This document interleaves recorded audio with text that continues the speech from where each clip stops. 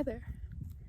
I'm currently in White Sands National Park, I believe, and I thought this would be a good place to film this portion of the video.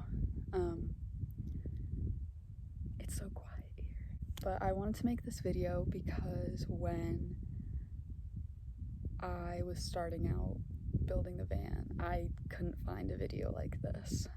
There's a lot of videos on van life, but there is not another video, as I know of, about living in a van with type 1 diabetes, along with being a girl. So to begin, I'll explain what diabetes is. If you don't need to learn about this, then skip. Type 1 diabetes is an autoimmune disease, purely genetic. They think things like pesticides and chemicals could contribute, but purely genetic. I have a few cousins with type 1 diabetes, and so your body, your stem cells attacked the pancreas. So my pancreas no longer creates insulin. Insulin is the hormone that regulates, insulin is what breaks down glucose so it can pass through the body.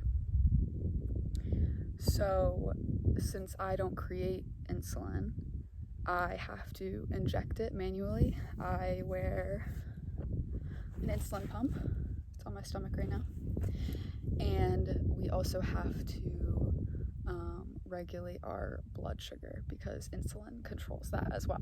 What that looks like at home is I wear my insulin pump.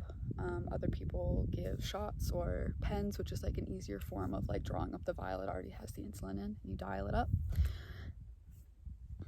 And every time I eat, and by the way, we don't count sugar, we count carbs, carbohydrates. So every time we eat carbs, which is pretty much in everything, give insulin, or if we need to correct, which means correct our blood sugar, which means our blood sugar is high, we have to give insulin to lower that.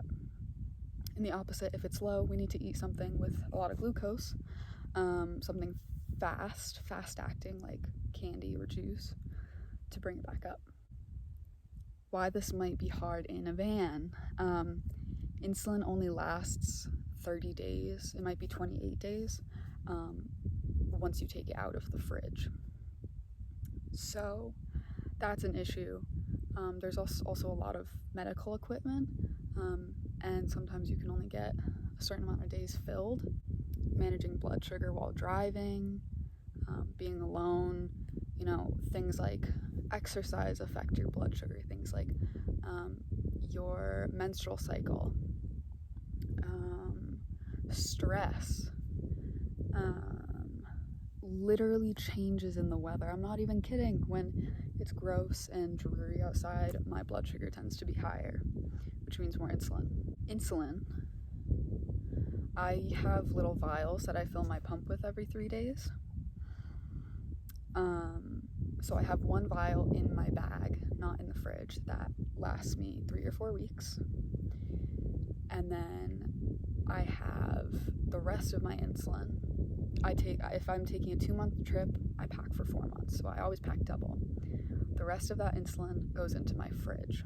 Now my fridge is run off solar panels. If that sounds scary, it's okay. I installed solar panels myself when I was 18. I'm still 18, but I can do it, you can do it. I had no experience. It's just a lot of YouTube, a lot of research, a lot of messing up and doing it again.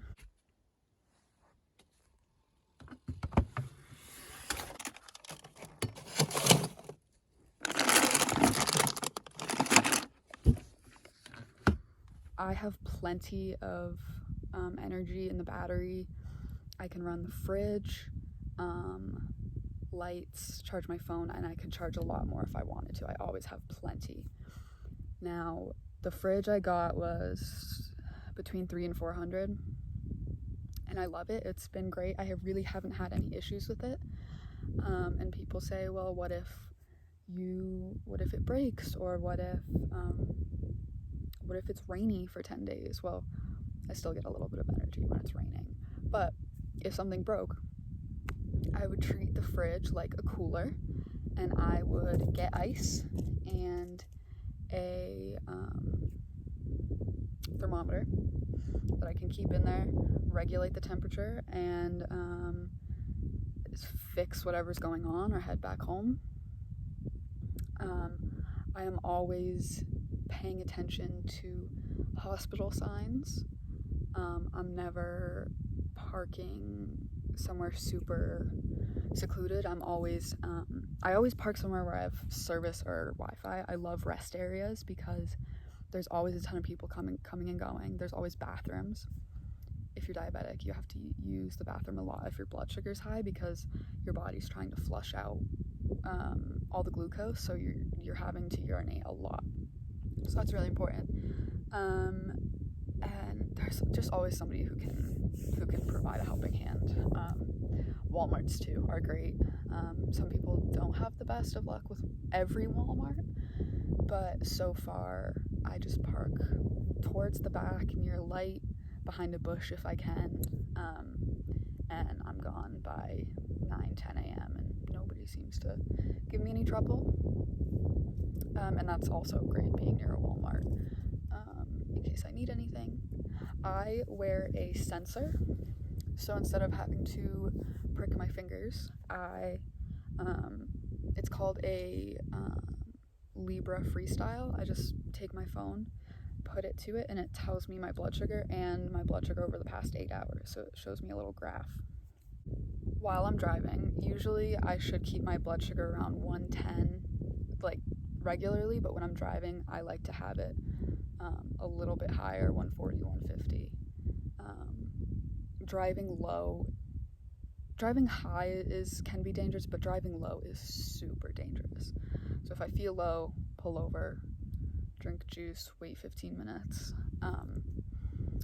I have found that Starbursts are great, and instead of juice box when I'm driving, because there's a lot of like stuff going on, I just get a big thing of juice and I just drink from that. It's a lot easier for me, but in the winter, like candy like Starbursts are good because that won't freeze. I have a ketone meter. Ketones are when the body doesn't have enough insulin, so the body starts breaking down fat. That's why a lot of the time when type 1 diabetics are diagnosed, they've lost a lot of weight and they don't know why. It's because their body has been breaking down their fat. So I have a ketone meter to check those, and if I do have those, I need to give manual shots of insulin in case my pump site is broken. A lot of water. It hasn't happened yet, but if it did, I would tell my parents, make sure it's going down before I go to bed. I probably wouldn't drive unless I needed to get closer to a hospital. I have alcohol wipes, extra batteries for my meters, my pump, all of that. I have tape for all my spots so it doesn't fall off, because that happens a lot. It gets caught on things. But really what all this comes down to is that nothing can stop me, as I hate saying that, that's so cliche, but really,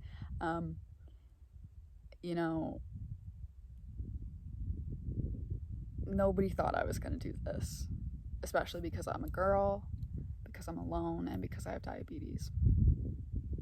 Insulin was the hardest thing to figure out with the fridge, but no issues now, and everything is a footstep away. I can reach everything, and I wish there was somebody like this talking to me when I was starting this and gave me the confidence to be like this is totally possible. I can totally do this. It'll take a little bit more time, a little extra work. Maybe if you didn't want to do solar, now you will, and now you'll be like, whoa, I can charge my phone, I can have lights, I can charge my laptop. Like, it does cost money, but I saved up for this for a long time, and anybody else can.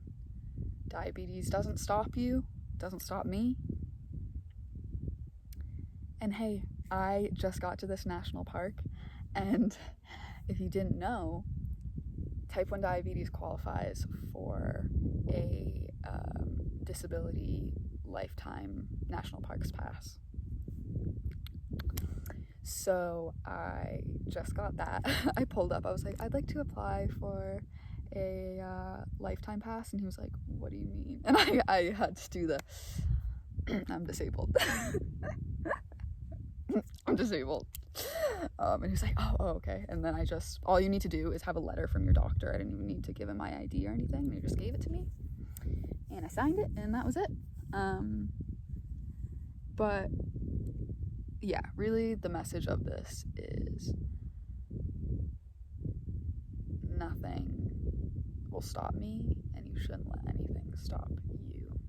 Diabetes is a challenge, but I think everybody who has it knows that we just want to do everything everybody else can, but maybe a little more and a little bit better. You know, when somebody tells you you can't do something, you're gonna want to do it more. So this is to anybody who just wanted to hear about this, or other diabetics, or diabetics wanting to do van life. That sounds so weird. Other people wanting to travel in their van for extended periods of time. Thanks for watching, and